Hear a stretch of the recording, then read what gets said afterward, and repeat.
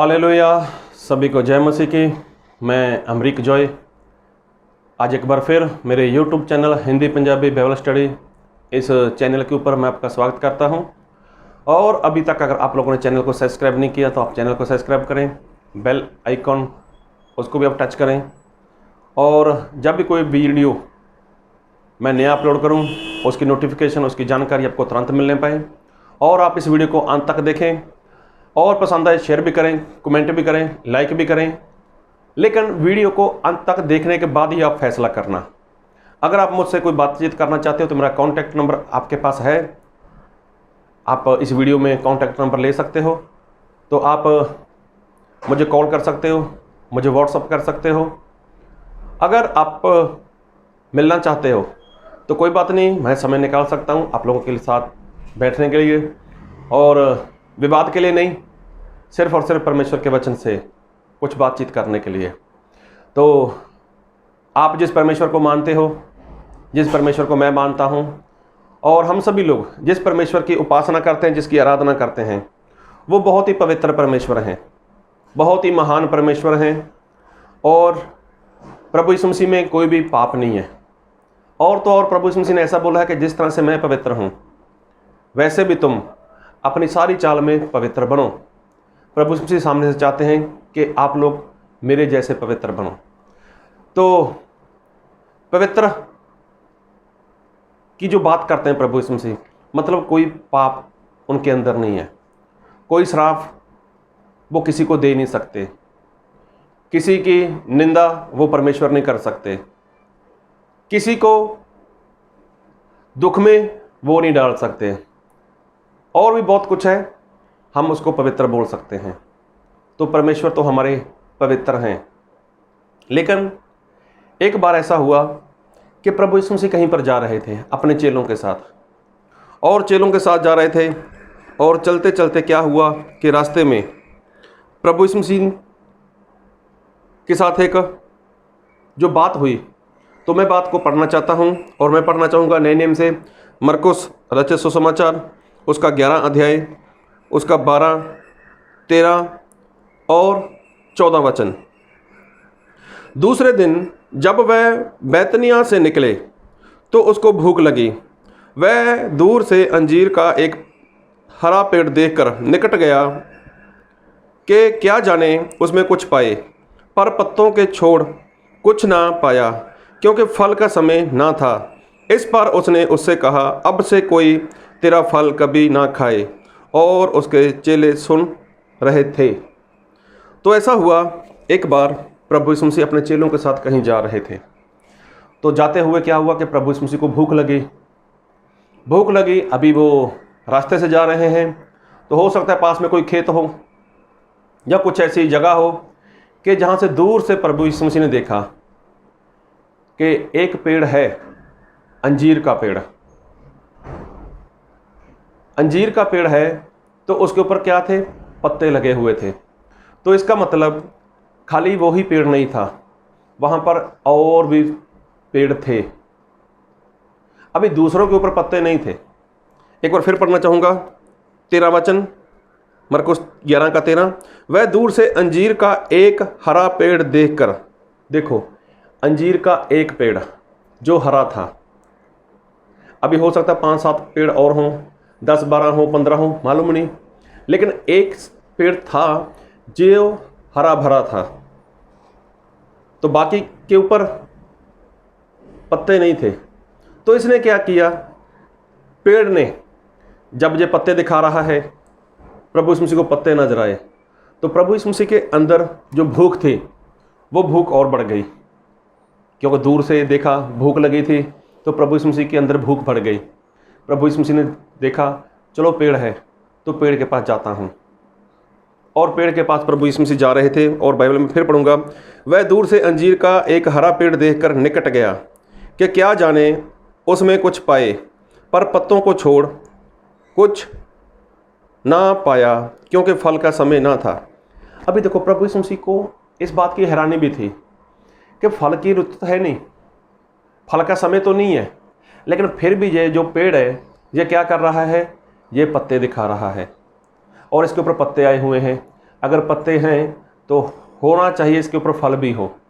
तो प्रभु यीशु मसीह जिस आशा से, जिस उम्मीद से इस पेड़ के पास गए, तो सिवाय पत्तों को प्रभु यीशु मसीह को वहाँ पर कुछ भी नज़र नहीं आया। एक तो प्रभु यीशु मसीह को बहुत भूख लग गई थी, ऊपर से प्रभु यीशु मसीह ने पेड़ को देखा तो भूख प्रभु यीशु मसीह की और बढ़ गई। तो ये बात हुई तो प्रभु यीशु मसीह ने जब देखा कि पत्तों के अलावा इसके ऊपर कुछ है ही नहीं, तो प्रभु यीशु मसीह ने क्या बोला, आज के बाद तेरा फल कोई नहीं खाएगा। और ये बात चेलों ने सुनी और जो पेड़ था वो सूख गया। अगर आप इसको मत्ती रचित सुसमाचार में पढ़ोगे ना तो वहाँ पर पता चलेगा कि पेड़ सूख गया था।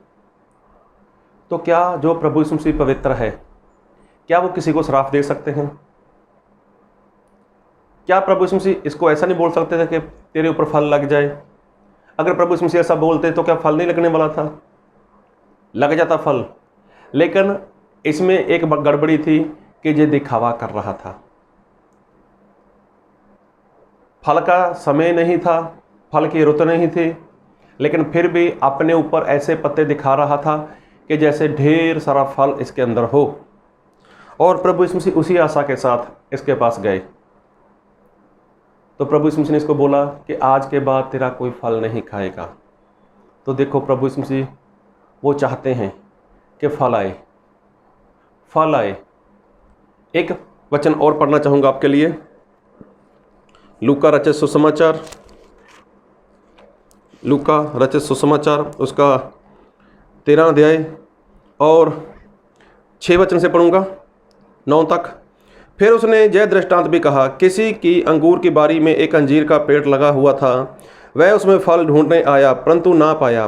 तब उसने बारी के रखवाले से कहा, देख 3 वर्ष से मैं इन अंजीर के पेड़ के में फल ढूंढने आता हूँ परंतु नहीं पाता। इसे काट डाल कि जय भूमि को भी क्यों रोके रहे।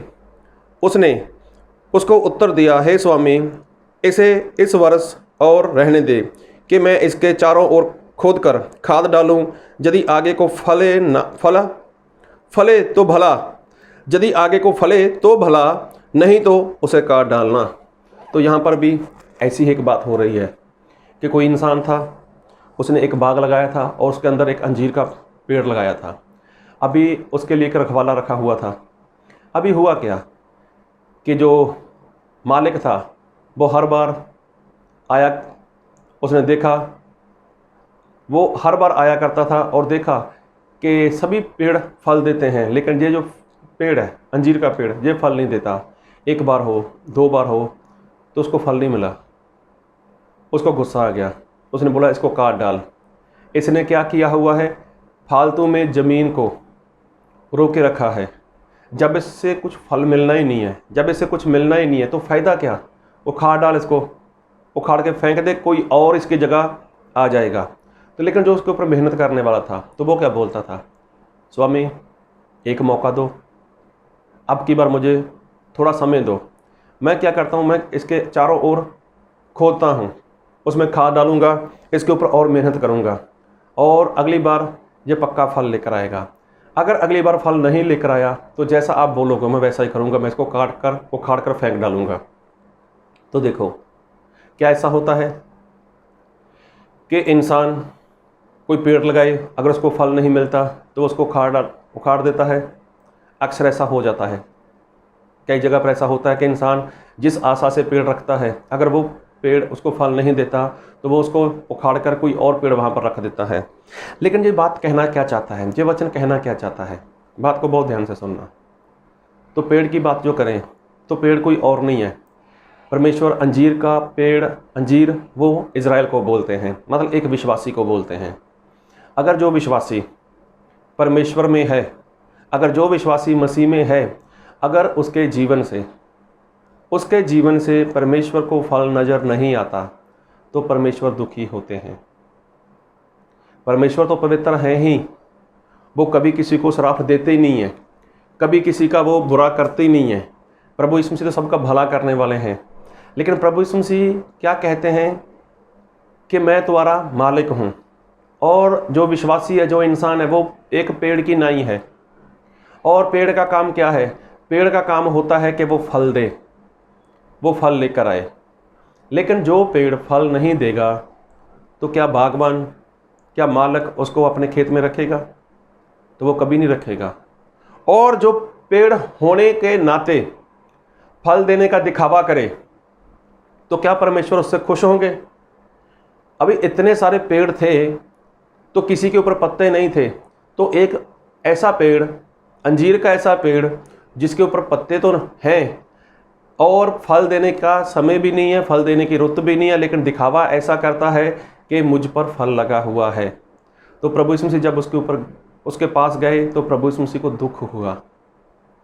दुख हुआ किस बात का? अरे जब फल देने का समय है ही नहीं, रुत है ही नहीं, तो दिखावा क्यों? तो इसलिए प्रभु यीशु मसीह ने उसको बोला कि आज के बाद तुझे फल नहीं लगेगा।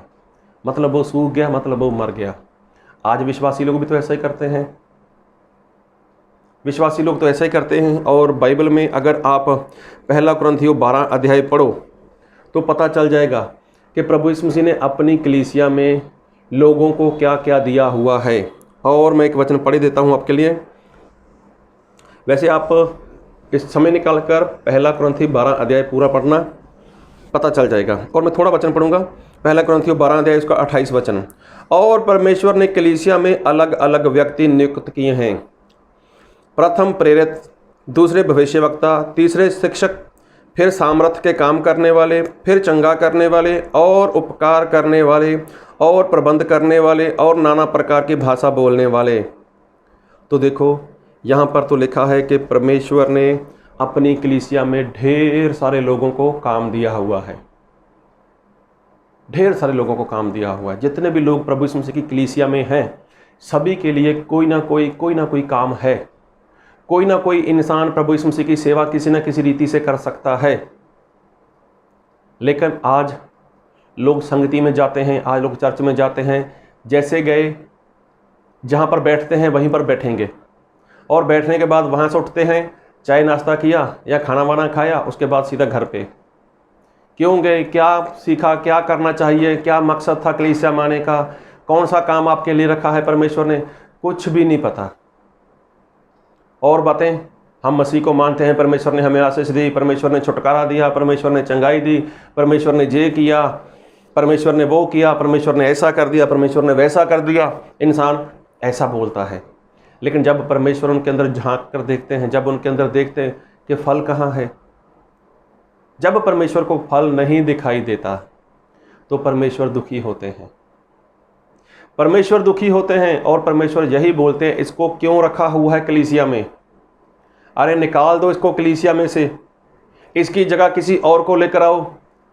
5 साल से, 10 साल से, 15 साल से, 20 साल से संगति में आता है, एक ही जगह पर बैठता है, जब जहाँ पर पहले बैठता था वहीं पर बैठता है कर। एक ही सीट परमानेंट पक्की हो चुकी है इसकी। इसको मसीह में बढ़ना चाहिए, आगे बढ़ना चाहिए, कुछ भी नहीं करता ये। तो क्या फ़ायदा है इसका यहाँ पर रखने का? काट डाल, मिटा डाल इसको, यहाँ से निकाल दे यहाँ से इसको। तब परमेश्वर का दास, परमेश्वर का सेवक परमेश्वर के आगे विनती करता है, परमेश्वर एक समय और दो ना, परमेश्वर थोड़ा फल लेकर आएगा। लेकिन देखो परमेश्वर का दास उसके लिए मेहनत करता है, वो परमेश्वर से विनती भी करता है, लेकिन वो फल नहीं देता। लेकिन कब तक? अरे छोड़ो, फल नहीं दे रहे कोई बात नहीं, कम से कम छाया तो दे दो। क्या पेड़ जो फल नहीं देता, क्या वो ऐसा नहीं कर सकता, वो छाया देना शुरू कर दे, छांव देना शुरू कर दे? जब लोग गर्मी से थक जाते हैं तो लोग कहाँ पर जाते हैं? किसी पेड़ की छांव के नीचे बैठते हैं। उनको वहाँ पर सुकून मिलता है, उनको वहाँ पर राहत मिलती है, उनको वहाँ पर शांति मिलती है। अरे आप फल नहीं लेकर आ रहे, जबकि आपको फल लेकर आना चाहिए था, क्योंकि प्रभु यीशु मसीह ने खुद बोला है कि मेरे परमेश्वर पिता की महिमा इसी में है कि तुम फल लेकर आओ, बहुत सा फल लेकर आओ। लेकिन अगर आप फल नहीं दे रहे तो कम से कम आपकी ओर से आपके सेवक को शांति तो मिलनी चाहिए, उनको सुकून तो मिलना चाहिए। आप कलीसिया में थोड़ा आगे बढ़कर अपने सेवक की सहायता के लिए कोई काम तो कर सकते हो, लेकिन नहीं करते। तो इसी रीति से प्रभु का मन दुखता है। आपकी बातों से आपके सेवक को सुकून मिलना चाहिए। आप सामने से बोल सकते हो मुझे जिम्मेवारी का काम दो, मैं कोई काम कर लेता हूं। अगर मैं फल नहीं दे रहा तो कोई बात नहीं, कम से कम छाया देना तो शुरू कर दो। छांव भी नहीं दे रहे आप, जो छाया देनी चाहिए वो भी नहीं दे पा रहे आप। कि आपके पास कोई आए, आपके पास कोई बैठे, आप किसी की सहायता कर सको। अरे कलीसिया में कोई कमज़ोर है, उसको आप मदद कर सको।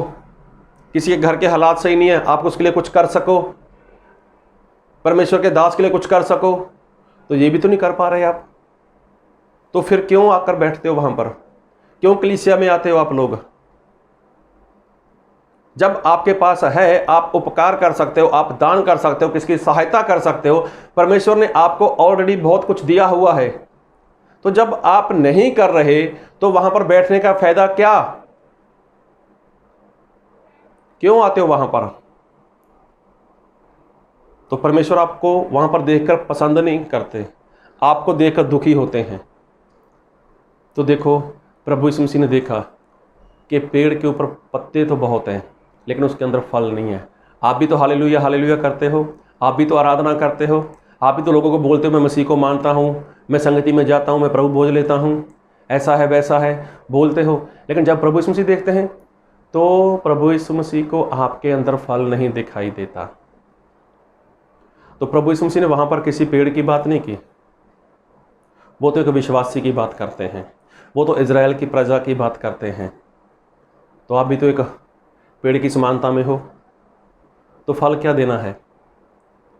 बाजार से खरीद कर वो वाला फल नहीं, फल है आत्मा जीतना, आत्मा को जीतना, प्रभु यीशु मसीह का काम करना, वो फल है। तो कितने फल जीते, कितनी आत्मा जीती है आपने अभी तक? और आत्मा जीतने के लिए आप करते भी क्या हो?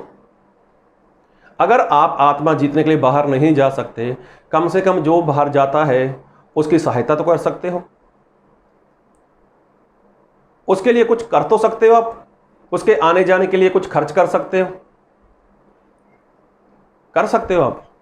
मतलब ये आपकी छाया है, अगर आप उनको छाया दो तो आपकी छाया में जब कोई सेवक बैठेगा, संगत के लोग आपके छाया में आएंगे तो उनको सुकून मिलेगा, उनको शांति मिलेगी। ना तो आप फल दे रहे हो, ना आप छाया दे रहे हो, तो आपने फोकट में वहां पर जगह रोक रखी है। तो कब तक परमेश्वर का दास आपके लिए प्रार्थना करेगा? परमेश्वर क्षमा कर दो, इनके ऊपर रहम कर दो, मौका दे दो उनको। तो परमेश्वर उसकी भी नहीं सुनने वाले। तो प्रभु यीशु मसीह दुखी हुए। जब फल नहीं है तो फिर दिखाने का प्रयत्न क्यों करते हो? इसलिए प्रभु यीशु मसीह ने बोला आज के बाद तेरा फल कोई नहीं खाएगा। तो देखो, प्रभु यीशु मसीह ने अपनी कलीसिया में सभी लोगों को कोई ना कोई काम दिया हुआ है और काम देना चाहते हैं। तो आपके पास क्या काम है? कलीसिया में कोई भी इंसान वो बेरोजगार नहीं है, सभी के पास कोई ना कोई कारोबार है, सभी के पास कोई ना कोई काम है। किसी का काम छोटा दिखाई देता है, किसी का काम बड़ा दिखाई देता है। तो काम देने वाले परमेश्वर हैं। तो आपको कोई काम मिला है, वो काम मिला है तो आपको आत्मा जीतने के लिए मिला है। आराधना करते हो तो भी आत्मा जीत सकते हो। चर्च में आप कोई साज बजाते हो तो भी आपका आत्मा जीत सकते हो। आपको परमेश्वर ने गवाही का काम दिया है तो भी आत्मा जीत सकते हो। आपको सुसमाचार का काम दिया है तो भी आत्मा जीत सकते हो। आप अपने पास्टर के हाथ के नीचे रहकर काम करने वाले हो तो भी आप आत्मा जीत सकते हो। परमेश्वर ने आपका उपयोग पैसे में से करना है, पैसे की सेवा से आपका इस्तेमाल करना है तो भी आप आत्मा जीत सकते हो। ढेर सारा काम है प्रभु यीशु मसीह का। कलीसिया में ढेर सारा काम है और कलीसिया में कोई भी इंसान वो ऐसा नहीं है कि जिसके पास काम ना हो। तो देखो, आप कितने समय से मसीह में हो, बरसों से हो, तो आप वहीं के वहीं हो। दिखावा करते हो, मसीह को मानता हूँ, प्रार्थना करता हूँ, संगति में जाता हूँ, ऐसा है वैसा है। अगर ऐसा करते हो तो आप दिखावा करते हो। प्रभु यीशु मसीह आकर देखते हैं पत्ते हैं, फल नहीं है, मतलब आत्मा एक भी नहीं है। अगर ऐसा है तो प्रभु यीशु मसीह को बहुत दुख होगा। तो जैसे एक बांझ औरत जिसको बच्चे नहीं हो रहे, अभी लोग उसको ताना मारें, तेरी शादी को कितना समय हो गया, 5 साल हो गए, 10 साल हो गए, 12 साल हो गए, तुझे बच्चा नहीं हो रहा, तू बांझ है। तो तो ऐसी औरत को ताना सुनने से बेहतर है कि वो मर जाए तो अच्छा है ना उसके लिए। तो जब आप एक फल नहीं लेकर आ रहे, जब आप एक बच्चा पैदा नहीं कर रहे, एक आत्मा नहीं जीत पा रहे, तो आपको जिंदा रहने का फ़ायदा क्या है। इसलिए प्रभु यीशु मसीह ने बोला कि इसको सूख जाना इसके लिए अच्छा है, आज के बाद तेरा कोई फल ना खाए। तो देखो कहीं ऐसा आपके साथ ना हो जाए, इसलिए आज से अभी से समय निकालो और परमेश्वर ने आपको बुलाया है, पसंद किया है, अपनी कलीसिया में रखा है और आपका काम क्या है उसको जानो। फिर आप प्रभु यीशु मसीह का काम करो, फिर देखो आपके जीवन से परमेश्वर कितने खुश होते हैं और आप ढेर सारा फल लेकर आते हो। जब तक आप फल नहीं दे रहे तो कोई बात नहीं, आप छाया देना शुरू करो, छाँव देना शुरू करो। जब आप छाया दोगे तो आपकी छाया में परमेश्वर का दास वो शांति महसूस करेगा और जो चर्च के लोग हैं, संगत के लोग हैं, उनको भी शांति मिलती रहेगी। कभी भी देखना, गर्मी में हो, धूप हो, जितना भी हो, तो जब कोई इंसान छाँव के नीचे बैठता है ना, छाया के नीचे बैठता है, तो उसको सुकून मिलता है, उसको शांति मिलती है। तो क्या आपसे ऐसा होता है? अगर आपसे ऐसा नहीं होता तो आपका नाश होना वो तय हो चुका है। ऐसा परमेश्वर नहीं चाहते कि आपका नाश हो, इसलिए परमेश्वर आपको बार बार समय दे रहे हैं। अगर आप नहीं सुधार ला रहे अपने में, अपने आप को नहीं बदलना चाहते, तो फिर आपका कुछ भी नहीं हो सकता। इस वचन को समझो, इसको जानो, मानो और परमेश्वर के वचन के अनुसार आप जीवन जियो, ताकि आप बहुत सारा फल लेकर आओ, बहुत सारी आत्माएं आपके द्वारा आप जीत सको। प्रभु आप सभी को बहुत आशीष दे। आमीन।